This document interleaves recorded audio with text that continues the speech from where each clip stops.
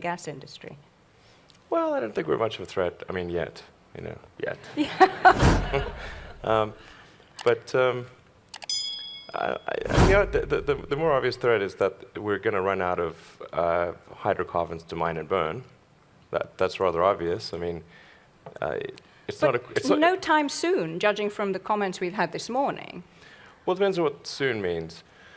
I mean, it's clearly getting harder and harder. My understanding is that the cost of extraction is doubled, and in some cases tripled. So it's getting harder and harder to find hydrocarbons, and it's getting much more expensive to extract them.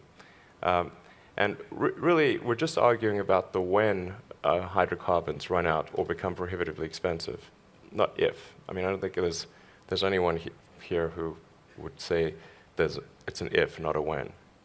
They will run out, for sure. So, what will... So you don't think, I mean, you are, a tech guy, right? You're a physicist and an engineer. You call yourself the chief architect of companies. I tend to view things from you don't sort of think a that physics human standpoint. ingenuity and technology and resourcefulness will mean that we will still have abundant fossil fuels available? Not. I mean, this has been going on for some time. They think you've reached the boundaries, and yet they find more. And look at the whole shale gas revolution. That was stuff that people said would never be able to be extracted. There are time extensions on the game, but the game is going to come to an end. That should be absolutely certain, obviously, frankly. But I mean, to be in non-renewables, and it's tautological. Either it's renewable or it's not renewable. So if you're in non-renewables, it's like you're stuck in a room where the oxygen is gradually depleting. And then outside, it's not. So you want to get out that room. And I think the ones that get out of the room sooner will be better off. I mean, if you look, is that where the mission to Mars comes in? No. Ironically, the rockets will use hydrocarbons. Quite a bit, I think. but isn't there an inherent contradiction then here in your project? No, there isn't. I don't have any fundamental dislike of hydrocarbons. I simply look at the future and say, what is the thing that will actually work?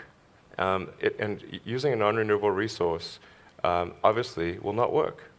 So we must find an alternative. But if there was a button I could press to stop all hydrocarbon usage today, I would not press it. You would not press it? Of course not. Okay. Did you expect him to say that? You would not press it would because... cause human civilization to come to a halt. Every hospital would have to close down. That would be ridiculous. So it would be irresponsible to press that button. But what does need to happen is to, if we can, accelerate the transition towards renewables. That's the sensible thing to do. If you take, say, I'm going to use maybe two examples. Saudi Arabia, since the Saudi Aramco president spoke here.